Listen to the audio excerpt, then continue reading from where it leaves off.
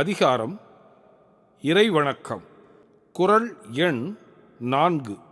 வேண்டுதல் வேண்டாமை இலானடி சேர்ந்தார்க்கு யாண்டும் இடும்பை இல.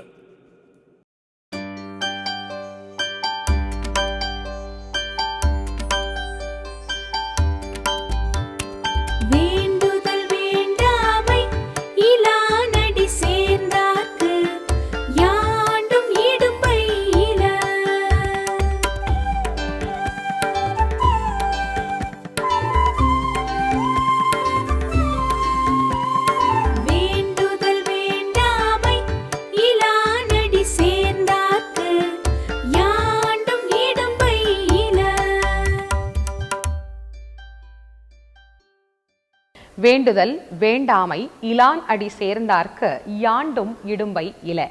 இந்த திருக்குறளை நாம் படிக்கின்ற போதே இதனுடைய பொருள் என்பதை நாம் அப்படியே தெரிந்து கொள்ள முடிகின்றது. இதற்கு தனியாக நாம் பிரித்து இந்த 7 சீரையும் படிக்கின்ற போதே இதனுடைய அர்த்தம் மிக சுலபமாகவே நமக்கு விளங்கி விடுகிறது. வேண்டுதல் வேண்டாமை இலான் அடி சேர்ந்தார்க்கு யாண்டும் இடும்பை இல. இந்த உலகத்தில் வேண்டுதல் வேண்டாமையை பார்க்கக்கூடியவர்களுக்கு இன்பம் துன்பம் என்பது எப்படி வரும் என்பதைத்தான் இந்த குறளின் மூலமாக வள்ளுவப் பெருந்தகை நமக்கு உணர்த்துகிறார். அது என்ன வேண்டுதல் வேண்டாமை? நம் ஒவ்வொருவரினுடைய வாழ்க்கையிலேயும் ஒருவரை நாம் பார்க்கின்ற போது அந்த கண்ணோட்டமானது எப்படி அமைந்துள்ளது என்று சொன்னால், இவர் நமக்கு வேண்டியவர், இவர் நமக்கு வேண்டாதவர் என்கின்ற 2 வகையான பார்வைதான் முதலில் பிற மனிதர் மீது நமக்கு ஏற்படும். ஒருவரை பார்க்கிற போதே இவர் நல்லவர், இவர் கெட்டவர், இவர் நமக்கு பயன்படுவார், இவரால் நமக்கு எந்த பயனும் இல்லை என்று தீர்மானிக்கின்ற அளவுக்கு நம் ஒவ்வொருவருக்குமே தனிப்பெரும் ஆற்றல் உண்டு. இந்த வேண்டுதலும் வேண்டாமையும் யாருக்கு உண்டு? மனிதர்களுக்கு உண்டு. நமக்கு தேவையானவர்கள் என்று சொன்னால் நாம் நடந்து கொள்கின்ற விதம் என்பது வேறு, நமக்கு தேவை அற்றவர்கள் என்று சொன்னால் நாம் நடந்து கொள்கின்ற விதம் என்பது வேறு. இந்த 2ஐயும் பாகுபாடு இல்லாது பிரித்து கொண்டு எல்லாவற்றையும் சமமாக பார்க்கக்கூடிய நிலை என்று ஒருவர் வாழ்வாரே ஆனால் அவருக்கு வாழ்க்கையில் இன்பம் மட்டுமே கிடைக்கும் என்பதைத்தான் வள்ளுவர் இந்த குறளில் மிக அழகாக எடுத்துரைக்கின்றார். இலான் அடி சேர்ந்தாருக்கு என்கின்ற அந்த வார்த்தையினுடைய நுட்பமான பொருள் என்ன என்று சொன்னால், வேண்டுதலையும் வேண்டாவற்றையும் துறந்து வாழக்கூடிய ஞானியர்களை எடுத்துக்கொள்ளலாம், மகான்களை எடுத்துக்கொள்ளலாம், அல்லது இறைவனை கூட அந்த நிலையில் நம்மால் எடுத்துக்கொள்ள முடியும். எப்படி? இறைவன் தனக்கு பிரியமானவர், தனக்கு பிரியம் அற்றவர் என்று யாரையாவது வைத்திருக்கிறாரா என்று சொன்னால் கிடையாது. எல்லாரையும் இறைவன் ஒரே கண்ணோட்டத்தில் தான் பார்க்கிறார். இது எப்படி? நாம் செய்கிற வினையினால் தான் நமக்கு இன்பமும் துன்பமும் வருகிறதே தவிர இறைவன் இன்னாருக்கு இந்த துன்பத்தை வைத்துக்கொள் என்று யாருக்கும் கடவுள் அதை கொடுப்பதே கிடையாது.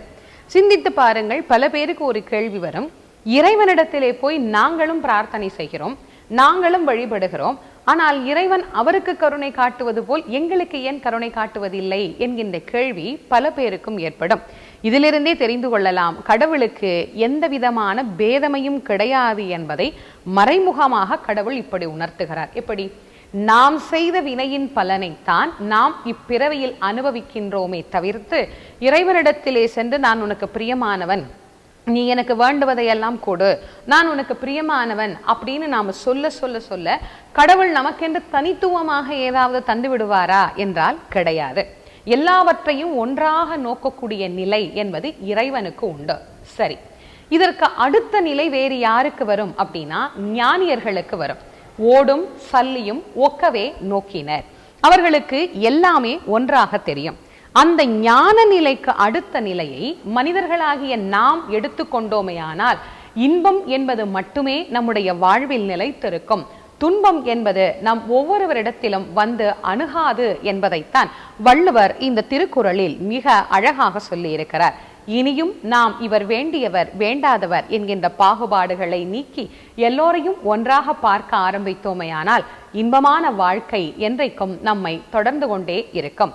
மீண்டும் உங்கள் அனைவரையும் சந்திக்கும் வரை உங்களிடமிருந்து வணக்கம் கூறி விடைபெறுவது திருமுருக வள்ளல் வாரியார் சுவாமிகளின் மாணவி தேசமங்கையர்க்கரசி. நன்றி, வணக்கம்.